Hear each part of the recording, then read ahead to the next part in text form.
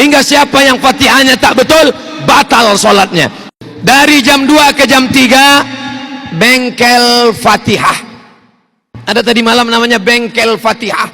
Rupanya banyak saudara kita sholat tapi Fatihahnya belum betul. Alhamdu, mana bisa alhamdu? Ha, kalau ha dipegang dada bergetar. Tapi kalau Allah tak bergetar dia. Alhamdulillah. Tapi gosok gigi dulu. Alhamdulillah Rabbil, orangnya tebal. Alhamdulillahi Rabbil alamin, Ar-Rahmanir Rahim, Maliki Yaumiddin, Iyyaka na'budu wa iyyaka nasta'in, Ihdinas siratal mustaqim, Siratal ladzina an'amta 'alaihim, ghairil maghdubi 'alaihim waladdallin. Amin. Jam 2 ke jam 3 bengkel Fatihah. Sehingga siapa yang Fatihahnya tak betul, batal sholatnya. Jam 3 ke jam 4 barulah muhasabah. Jam 3 ke jam 4 sholat tahajud 8 rakaat ditambah witir 3 rakaat, 1 jam putus. Jam 4 ke setengah 5 muhasabah. Ya Allah, dosa kami banyak ya Allah. Menangis ustadz pembimbing muhasabah, makmum pun menangis juga di belakang. Kok kenapa menangis? Entah, aku tengok orang kiri kanan menangis, aku nangis pula. Kita menangis karena dosa kita banyak, karena maksiat kita banyak. Dari jam setengah 5 ke jam 5 baca Quran masing-masing sampai jam 5 azan subuh. Ini setiap pekan dilaksanakan. Ini saya bercerita tentang program bagaimana supaya masjid tetap ramai. Nampaknya bunyi ceramah saya ini macam menggurui, tapi tidak. Bagi Bapak Ketua Dewan Masjid Indonesia yang sekaligus Pak Menpan, yang sekaligus mantan Wakapolri, bagi beliau ini biasa, karena beliau biasa bicara tentang program-program masjid.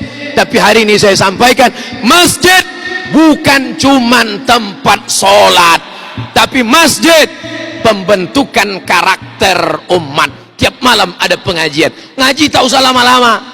Habis isya, habis maghrib sampai isya. Dulu orang ngaji pengajian sampai jam 2 malam. 4 kali setahun. Maulid Nabi, Isra Mi'raj, Nuzul Quran, Tahun Baru Hijrah. 4 kali cuman pengajian. Kita tidak. Bak kata pepatah orang Melayu, biarlah mencincang sampai ke landasan. Kajian pendek tapi selesai. Malam ini kajian kita dari maghrib sampai isya 45 menit. Yang dibahas adalah bagaimana hukum mengusap kepala. Pendek aja tapi selesai. Menurut mazhab Syafi'i ambil air sedikit aja, sah. Menurut mazhab Hanafi 1/4 kepala. Basahkan tapak tangan 1/4 kepala, sah. Menurut mazhab Syafi'i sikit saja, sah. Menurut Hanafi 1/4 kepala, karena kepala dibagi 4, 1, 2, 3, 4, 1/4 kepala saja basah, sah. Tapi menurut mazhab Maliki basah dari depan sampai ke belakang, sampai ke depan, nyambung ke telinga, sehingga umat tidak lagi saling menyalah-nyalahkan. Setuju? Bulan depan, pekan depan, kaji lagi masalah fikih. Apa dia? Bersentuhan laki-laki dengan perempuan tak mahram, batal apa tak batal? Menurut mazhab Syafi'i bersentuhan tak mahram batal. Menurut mazhab Hanafi tak batal, karena makna bersentuhan bukan sentuhan kulit, maaf, jima baru batal. Menurut mazhab Maliki bersentuhan kalau tak nafsu tak batal, kalau nafsu baru batal. Saya ulang lagi, Syafi'i nafsu tak nafsu batal. Hanafi bernafsu pun tak batal, karena makna sentuhan kulit jima baru batal. Maliki bernafsu batal, tak bernafsu tak batal. Makanya ada sebagian kawan mau pergi, dia salaman dia sama istrinya, habis itu sampai di kantor sholat dia, ente tadi sentuhan, aku tak nafsu gitu. Aku sama bini kawanku yang bernafsu gitu. Na'udzubillah. Jadi kita tidak lagi saling menyalahkan. Pekan depan kaji fikih lagi. Dari maghrib ke isya kajian kita tentang bismillah. Mazhab Syafi'i Bismillahirrahmanirrahim. Mazhab Hambali bismillahnya sir saja. Bismillahirrahmanirrahim. Alhamdulillahirabbil alamin. Mazhab Maliki tak ada bismillah sama sekali, sehingga tidak saling salah menyalahkan. Habis isya buka tanya jawab. Anda bertanya, Ustadz menjawab. Dijawab, selesai. 15 menit, 30 menit, direkam. Sehingga pengajian pertama hari ini, pengajian nanti malam, pengajian besok subuh, ada rekaman lengkap, tidak dipotong-potong lalu kemudian menjadi fitnah seperti yang sedang saya alami sekarang ini. Artinya apa? Ada rekaman lengkapnya. Di mana ini? Di Masjid Agung Batam. Di dalam apa di luar? Di dalam. Suaranya keluar apa di dalam? Di dalam. Untuk komunitas umat Islam. Mana edisi lengkapnya? Nih, kita punya bank data. Nanti ketika muncul Batam TV, TV Islam Batam, bahan kita sudah lengkap. Karena kita punya bank video pengajian. Satu hari kultum subuh, pengajian zuhur, pengajian maghrib ke isya, pengajian subuh.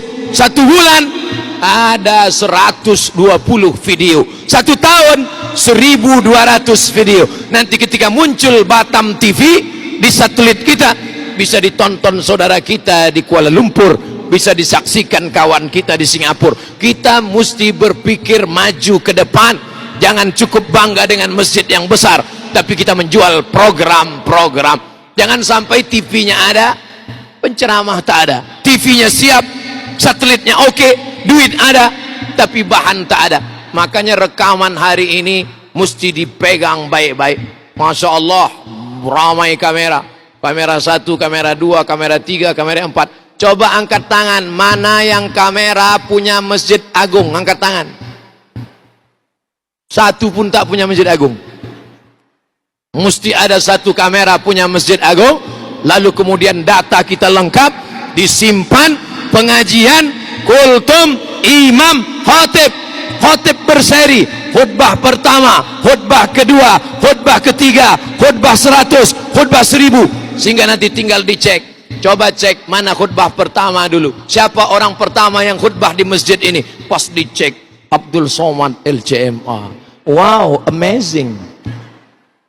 Saudaraku yang dimuliakan Allah Subhanahu wa taala, kadang ceramah-ceramah kita hilang dihembus angin, entah kemana.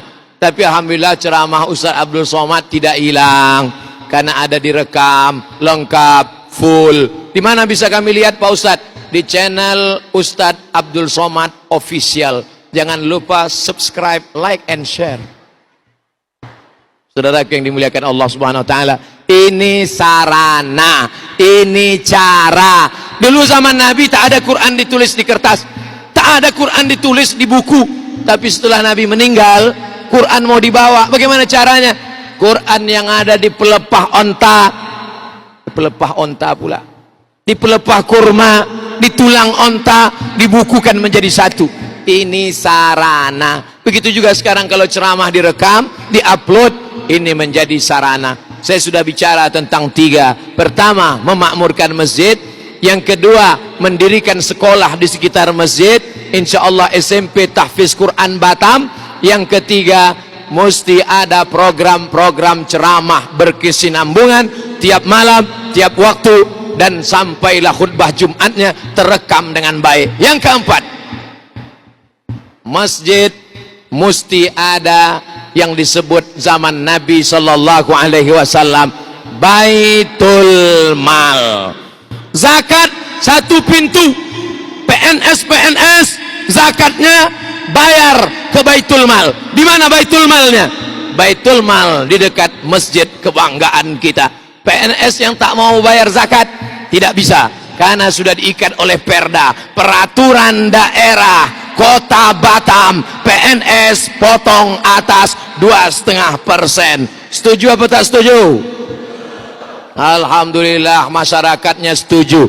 Tapi masyarakat setuju tak ada nilai apa-apa. Yang penting setuju adalah anggota dewan. Karena kalau anggota dewannya setuju, maka keluarlah perda peraturan daerah. Ustadz Somad ceramah khutbah, bayar zakat, bayar zakat. Mohon maaf Ustadz, zakat kita tidak meningkat karena orang tak takut sama Abdul Somad.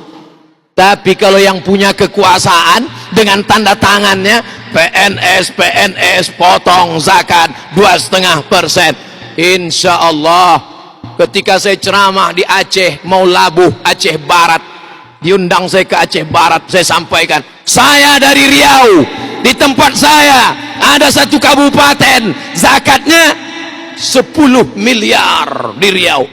Selesai tausiah, ditanya sama orang Basnas Aceh, berapa tadi Ustadz di Riau? 10 miliar. Kami di Aceh Barat 15 miliar katanya. Terdiam saya. Makanya Abdul Somad kalau mau ceramah tanya-tanya dulu. Jangan sampai rupanya di kampung orang lebih besar daripada di kampung kita sendiri. Kenapa orang rajin bayar zakat? Karena ada transparansi.